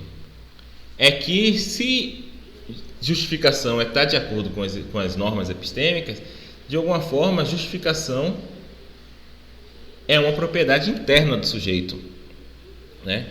Ou seja, é o sujeito que está de acordo com aquelas evidências ou não, com aquelas normas ou não, né? Então ele tem acesso à norma, ele tem a crença e a crença dele está de acordo com a norma ou não. É uma noção totalmente interna. Outros epistemólogos defendem posições de noções de justificação não deontológicas, ou seja, que não são a partir das normas, tá? Então, a visão dominante hoje é que a compreensão deontológica da justificação é inadequada. As duas principais objeções são as seguintes, né? Essa daqui é interessante para vocês. Muitas vezes se argumenta que a concepção deontológica pressupõe que o sujeito tem algum controle sobre as crenças, né? E provavelmente a gente não tem, né? Provavelmente então isso aqui geralmente a galera chama de voluntarismo, né? Voluntarismo doxástico. Tá. Doxa em grego é crença, né? Então, tipo, Platão distingue doxa de episteme, né? Episteme é conhecimento e doxa é crença. Então, por isso que quando tem a ver com crença, a gente utiliza a palavra doxástico. Quando tem a ver com conhecimento epistêmico, né? Então, voluntarismo doxástico é a ideia de que o sujeito tem controle das crenças dele, ou seja, que ele pode adquirir ou não adquirir determinada crença porque ele quer, né?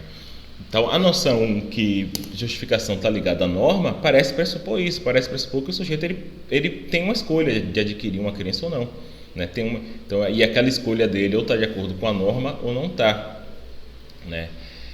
Mas, assim, mais provavelmente, crenças não são voluntárias, né? Por exemplo, isso é algo, por exemplo, até o próprio, né, Descartes, ele é interessante porque, ao mesmo tempo, parte da teoria dele depende de um tipo de voluntarismo doxástico, mas, ao mesmo tempo, ele percebe que nem toda crença é voluntária, pelo menos, né? Por exemplo, quando crenças visuais, né? Quando eu estou olhando as coisas no mundo e estou vendo ali que tem um carro passando na rua, etc., estou vendo várias coisas, eu meio que formo crenças de maneira automática, né?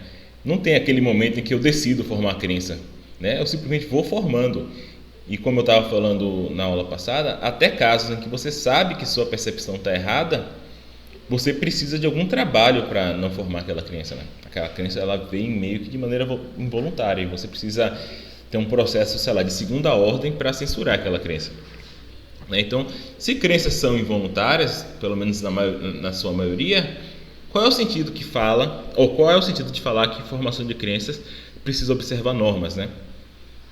Porque se você deve fazer alguma coisa, né, se tem uma norma que diz que você deve fazer alguma coisa, isso parece implicar que você pode escolher, né? Se você não pode escolher, qual é o sentido de norma, né? E isso também é um problema que se coloca para normas morais, né? Também tem essa discussão se nossos comportamentos se existe livre-arbítrio, se nossos comportamentos são voluntários ou não, e isso tem consequências para a própria noção de moralidade. Em que sentido, qual é o sentido de falar que alguém fez algo errado ou não, se o comportamento dele não foi voluntário ou tem causas externas a ele, né? É algo, por exemplo, é um tipo de discussão que a gente entra, por exemplo, quando a gente discute o papel da criação da pessoa ou o ambiente em que ela foi criada nas ações dela no futuro, né? Então, sei lá, não vou nem falar aqui do caso da pessoa que é muito pobre, nasceu num ambiente com muito estímulo, pouco estímulo a estudo, pouco estímulo a ter uma profissão, porque as profissões pagam muito pouco, e muito estímulo, sei lá, trabalhar no tráfico. Não vou nem falar nesse tipo de caso, mas bora falar no caso da pessoa que tem um trauma de infância bizarro e ela, na idade adulta, ela age de determinada maneira, que pode não ser as maneiras mais sociáveis de agir, né? Porque ela tem um trauma, né? Mas ela não tem escolha, porque ela simplesmente tem um trauma e aquilo dali faz um gatilho nela, ela age daquela maneira. Em que sentido, qual o sentido que tem de dizer que ela deve fazer tal coisa quando ela não pode, né? Ela não consegue fazer isso? É complicado, né? Então, até para normas morais, essa é uma questão complicada também, tá? E esse segundo caso aqui, né, tem a ver com, quem perguntou foi o Carlos, né? Se a questão de o que é evidente, se essas normas têm a ver com cultura.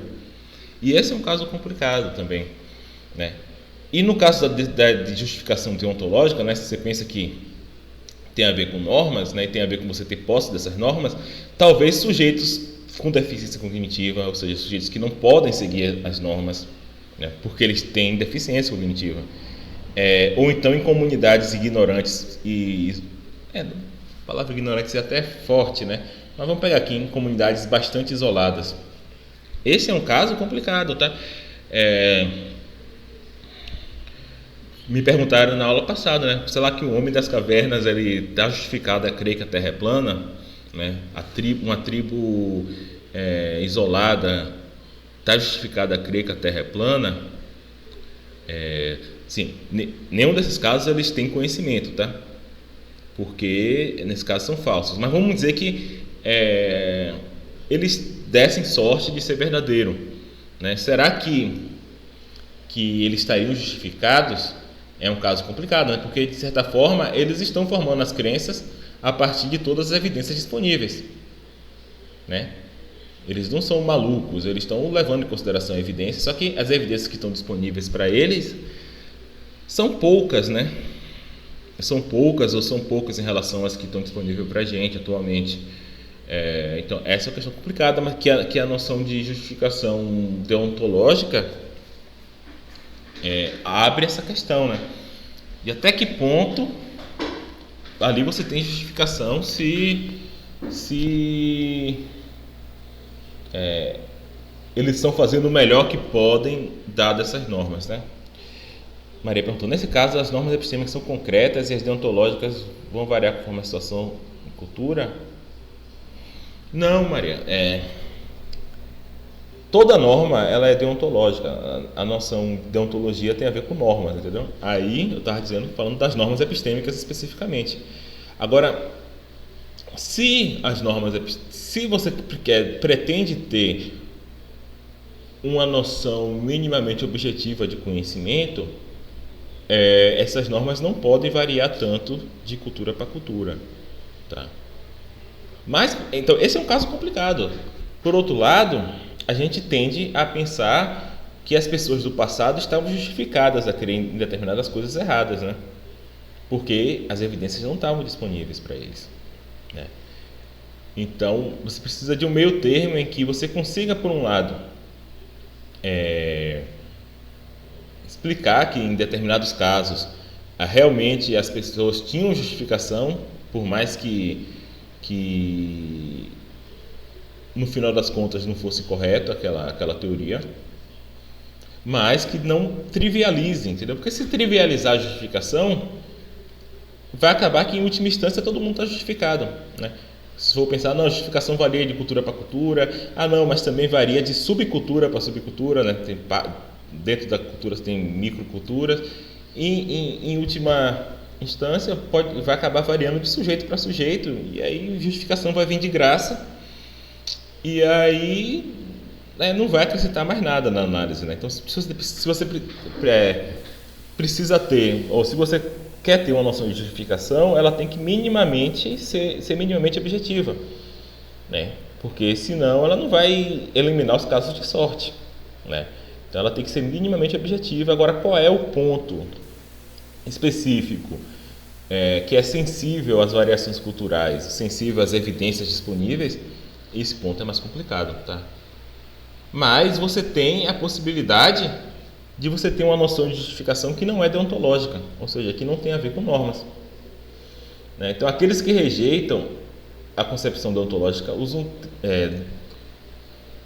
o termo justificação no sentido mais técnico, que quer dizer o seguinte: justificação é aquilo que assegura que a crença é verdadeira, mas não por simples acidente, né? Ou seja, justificação nesse caso é algo que aumenta a probabilidade de uma crença verdadeira, certo? Agora aqui é um sentido muito mais vazio de justificação, né? Porque justificação no sentido moral, ela tem a ver com normas. Aqui a gente está deixando de lado as normas. Mas, já te dou a palavra, Luiz. Ainda assim, diga. Ok. Pode dizer, Luiz. Tá. É porque eu realmente, você tá falando e eu tentei puxar aqui na minha memória, mas eu realmente não consigo lembrar o que é a justificação deontológica. Então eu achei melhor perguntar logo. Eu realmente não consigo lembrar o que é a justificação deontológica. Eu tentei puxar aqui na cabeça, mas tá. Pode lembrar para mim, por favor. Tudo bem. Então, só repetindo, esse é um ponto que não é central para o semestre. Não precisam vocês nem estarem esquentando muita cabeça com isso. Mas justificação deontológica é a noção de que justificação tem a ver com você seguir normas, tá? Deontológico, no geral, tem a ver com seguir normas, entendeu? Então, justificação deontológica é a ideia de que está justificado você seguir algumas normas, como, por exemplo, basear suas evidências, suas crenças em evidências. A gente vai ver que tem noções de justificação que não são deontológicas, que dizem o seguinte, por exemplo: justificação, o que justifica uma crença é ela ser formada por um processo confiável, tá? Então isso não tem a ver com normas, não tem a ver com você saber a norma, você formar a crença a partir da norma tem a ver simplesmente com o seu processo, o processo que você usou ser confiável ou não. Um processo ser confiável ou não é um fato objetivo sobre o mundo. Um processo é confiável quando ele tem mais chance de produzir uma crença verdadeira do que uma crença falsa. Um processo então, por exemplo, nesse caso, vamos pensar aqui em instrumentos. Quando é que um termômetro é confiável? Quando ele geralmente dá a temperatura correta. Claro que é complicado de saber, então como é que você sabe a temperatura correta sem um termômetro? Talvez você pegue outro termômetro, mas talvez, enfim. Mas de qualquer modo ele não dá uma temperatura bizarra que você está vendo que é errada. Então esse é um termômetro confiável. Um relógio é confiável quando ele dá o horário correto, geralmente. Tudo bem, um relógio pode até faltar a pilha, então ali naquele momento que está sem pilha ele está dando a hora errada, mas você troca a pilha ele vai ficar confiável de novo. Então esses são processos confiáveis. Então o processo de ser confiável não tem a ver com uma norma, não tem a ver com, inclusive você perceba que um relógio ele pode ser confiável e o relógio não pensa, ele não segue normas, ele é apenas um processo que está acontecendo. Então essa noção de justificação, por exemplo, que tem a ver com confiabilidade dos processos, ela não é deontológica, porque ela não diz que tem nenhuma norma. A questão é só saber se o processo é confiável ou não. Então, formar crenças a partir da percepção, na maioria dos casos, é justificado. No caso que você tomou uma droga, tomou um LSD, não é mais justificado, porque o processo visual em uma situação que você tomou LSD, ele não é mais confiável para dizer o que está ao seu entorno, porque você pode ter alucinações. Mas no geral, em situações de boa iluminação, de a coisa estar próxima de você, etc., o processo visual ele é confiável e por isso crenças visuais são justificadas, Então, da mesma forma, a memória, crenças baseadas em memória elas seriam justificadas porque a memória é confiável. A memória falha às vezes quando você está falando de uma coisa muito do passado, etc, etc. Beleza, mas para a maioria dos casos ela é confiável. Então essa noção aqui de justificação a partir da noção de confiabilidade, ela não diz respeito a normas.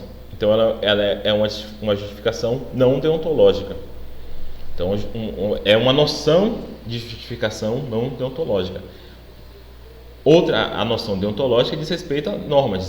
A noção deontológica diz que está justificado seguir determinadas normas epistêmicas, como por exemplo formar suas crenças a partir da evidência. Então essa discussão é uma discussão que os epistemólogos fazem. Eu não quero, para mim não precisa vocês estarem a par dessas discussões. Eu só coloquei aqui para vocês porque eu acho que essa discussão ajuda a entender um pouco melhor a própria noção de justificação. Mas eu não preciso vocês estarem a par de cada minúcia. Vários pontos aqui tem discussões de minúcias. Não precisa vocês estarem a par disso. Eu quero só que vocês peguem o big picture, a noção geral, entendeu? Então não se preocupe com essas posições aqui. Não, evidencialismo, confiabilismo. São posições de epistemólogos que têm lá seus problemas, suas virtudes, etc. Mas principalmente como vocês são do curso de psicologia, vocês não vão voltar a esses pontos no futuro, provavelmente. Mas é bom saber que existe, porque se em algum momento vocês precisarem, vocês vão poder ir atrás de uma maneira mais fácil, entendeu? Se vocês um dia tiverem interesse nisso, tem um livro, desses livros da bibliografia, que estão explicando o que é isso, entendeu? Então, só para saber que existe... Eu só quis saber mesmo porque como é uma palavra que estava aparecendo muitas vezes, aí eu acho que se eu não entendesse, eu não ia conseguir entender direito as coisas. Então, deontológico no geral tem a ver com normas. Então, uma visão... Então, por exemplo, no direito, você tem uma parte do direito que eu acho que chama deontologia, que tem a ver exatamente com enfim, não sei, mas tem a ver com leis, com as normas, Leis são normas, normas legais. Diga, Maria. Não, professor, desculpa, foi sem querer. Pra você querer, Então algumas noções aqui de evidência ou de justificação, uma noção que tem a ver com o que Maria disse, justificação são evidências. O que é que torna uma crença provável? Evidências, né? O que é possuir evidência para crer que P, né? Para que está chovendo? Alguns diriam que é estar num estado mental que representa P como verdadeiro. Então, por exemplo, eu estou vendo que está chovendo. Isso é uma evidência, ou seja, eu estou num estado mental que representa está chovendo como verdadeiro. E isso é uma evidência de que está verdadeiro, ou que está chovendo, né? Nessa abordagem, a evidência consiste em experiências perceptivas, introspectivas, mnemônicas, né, que tem a ver com memória, intuitivas, e possuir evidência significa ter experiências desse tipo. Tá? Então isso aqui é uma noção bem interna de justificação, né? Você vê que a justificação aqui é algo que ocorre no interior do sujeito. Ele ter evidências no sentido de ele ter estados mentais que representam aquilo como verdadeiro, ter percepções, memórias, etc. Se você lembra de ter ingerido cereal no café da manhã, então você tem evidência para uma crença sobre o que você comeu no café da manhã, né? Então, eu coloquei aqui, tudo bem, mas sua memória, sua percepção não erra? Verdade. Então, justificativa aqui nessa noção é uma noção falível, né? Você pode estar justificado a crer em crenças falsas, né? Esse ponto é importante, né? Porque a gente vai ver na próxima aula essa noção de infalibilismo e falibilismo. No geral, a gente tende a acreditar nisso, né? Que você está justificado a crer em crenças falsas. E esse aqui é o caso. Sua memória pode ter falhado naquele caso específico. Nesse caso, você vai ter uma crença justificada falsa, né? Então não vai ser conhecimento. Mas a gente tem que fazer a distinção entre uma memória que tem erros localizados, ou seja, sei lá, você tem ali umas falsas memórias que você criou, mas são coisas específicas. Não é no geral. No geral, sua memória funciona bem. E casos em que você tem erros gerais, né? Tem pessoas que têm condições mentais que elas têm delírios, tem falsas memórias, generalizadas, são chamadas de confabulações, né? Muitas vezes a pessoa ela tem, por exemplo, um delírio, né? Um delírio de cópras, eu acho, que acha que um ente querido foi trocado por um ET ou por outro ser, né? Esse é um delírio que existe, tá, na literatura. E essa pessoa, ela confabula para poder, ou seja, ela cria memórias para poder corroborar aquele delírio dela, né? Fala assim, naquele dia aconteceu tal coisa, você já estava, a pessoa já estava estranha e ela fez tal coisa que foi estranha. Então, esses são casos em que a pessoa tem uma memória que não funciona bem da maneira geral. E aí tudo bem, aí essa memória ela não é capaz de dar evidências, certo? Mas dado que a memória ela funciona mais ou menos correto na maioria dos casos, ou a percepção, etc., esses seus estados mentais seriam evidências para adquirir crenças. E a outra posição, né, e perceba que essa posição aqui ela é uma característica externa,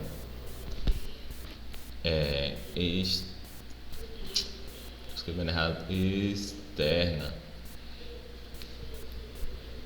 Outra noção de justificação comum na literatura é a ideia de que justificação não tem a ver com ter experiências adequadas, mas que ter uma crença justificada é você ter uma crença que resulta de uma fonte cognitiva confiável, né? Por que eu estou falando que isso é externo? Porque se uma fonte cognitiva é confiável ou não, independe do que você acha, né? Então sua percepção talvez seja confiável, mas mesmo assim você nunca pensou sobre isso, mas mesmo assim você tem justificação, né? Então a fonte cognitiva confiável é a que tende a produzir crenças verdadeiras, certo? Então aqui novamente você pode ter justificação para crenças falsas, porque essa fonte confiável ela tende a produzir crenças verdadeiras, mas às vezes ela pode produzir crenças falsas, tá? Então nesses casos você vai ter crença justificada não verdadeira e portanto não conhecimento. De acordo com o confiabilismo, o que torna justificada crenças não é a posse de evidência, mas o fato de que os tipos de processos que deram origem à crença são confiáveis. Então, um sistema minêmico, uma memória que tende a produzir confabulações, ela não é confiável nesse sentido. Então, nesse caso, esse sistema ele não produz justificação. Um sistema que está funcionando corretamente, ele produz justificação. Então, quando você lembra de algo, você está justificado porque sua memória é confiável. A não ser que ela não seja. Talvez sua memória não seja confiável para um assunto específico, ou ela não seja confiável... Certamente sua memória não é confiável para quando você está falando de coisas de quando você era muito pequeno. A gente tende a esquecer as coisas de quando tinha, 4 anos de idade. Então, certamente aí você não vai ter justificação.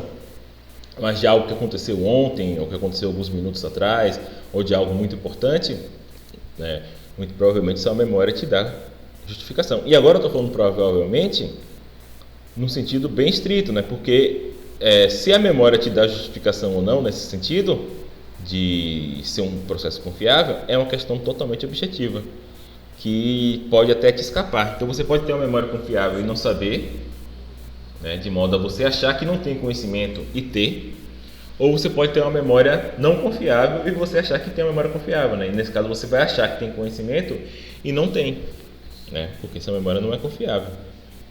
Outro ponto importante, interessante, dessa noção aqui, se você comparar então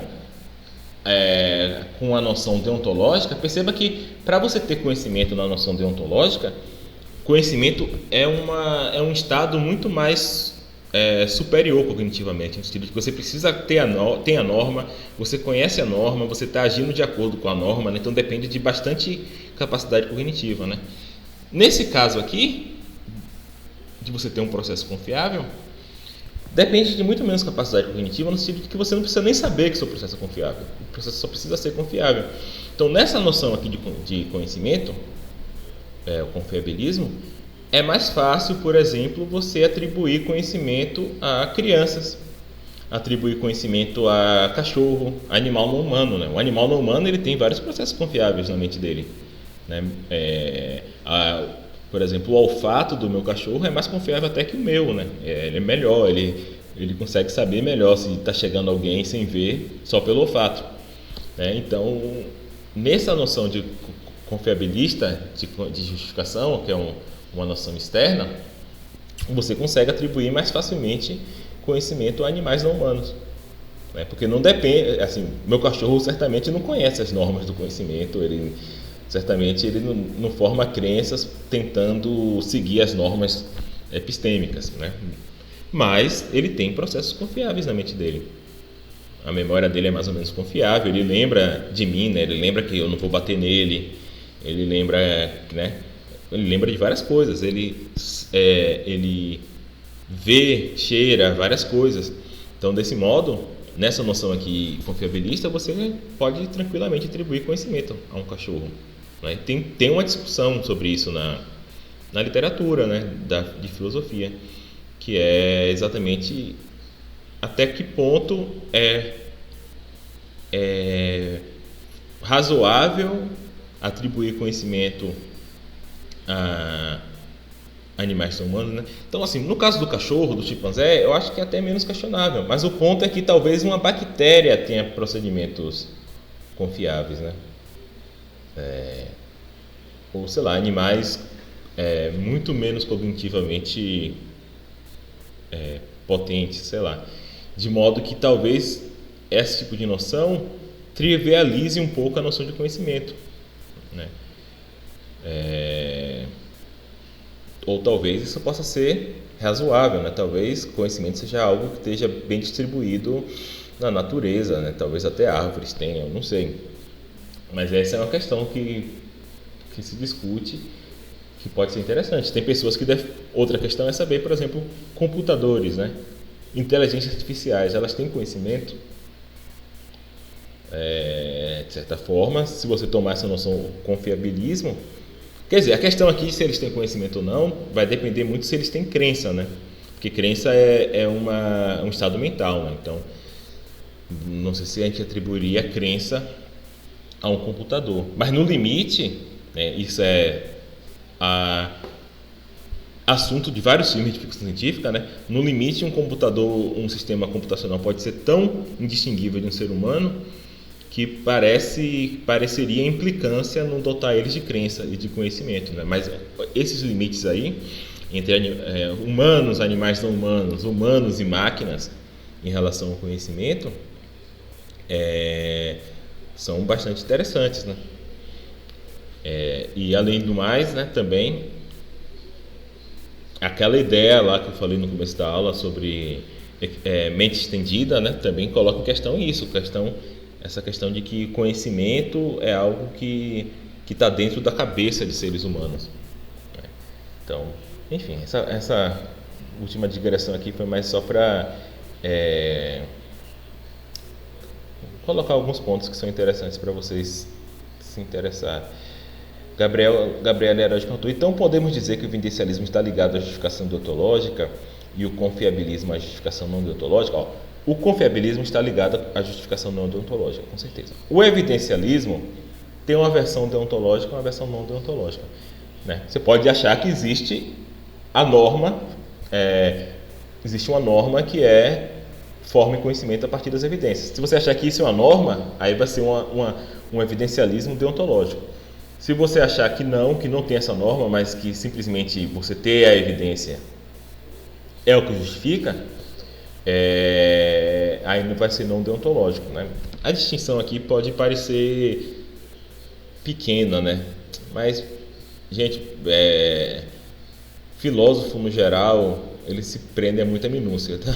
Então, por isso estou dizendo assim, essa aula aqui teve algumas minúcias maiores de tipos de justificação e tal, mas assim é mais para pegar a noção geral, tá? Não é para você pegar tanto a minúcia. Eu acho que essa distinção entre confiabilismo, por ser uma justificação externa, e evidencialismo, por ser uma justificação interna, é interessante. Isso aí eu acho que talvez vale a pena manter. A distinção entre justificação moral e epistêmica vale a pena manter. A distinção entre motivação e justificação vale a pena manter, certo? As outras partezinhas, essas minúcias, não é necessário, tá? Então é isso, gente. A gente se vê então quarta-feira, né? Vou botar aqui o exercício, /teste, /prova, mas só lembre que eu já estou te falando aqui qual é. Escrever uma página sobre tipos de conhecimento ou sobre análise do conhecimento, tá? Podem começar, eu vou colocar lá, mas é esse o exercício. Não tem nenhuma pegadinha não. Escrevam fonte 12, né? Aquele negócio lá de ABNT. Também não é importante, sabe? O importante é só que seja legível. Não bote uma fonte cursiva, bizarra. Bota uma fonte mais normal, assim. Pode ser Arial, Times. Não coloca um tamanho muito pequeno, nem um tamanho muito grande. Então 12, 11, tá bom, entendeu? A margem, etc. Então, Carlos, eu vou colocar. Então, hoje é terça, né? Vou colocar na próxima quinta, ou na próxima quarta, dia 23. Tá? Próxima quarta. Ou seja, tem essa semana e tem a outra. Viu? Diga, Bibiana. Vou até pausar a gravação aqui, acho que tá bom, mas pode perguntar.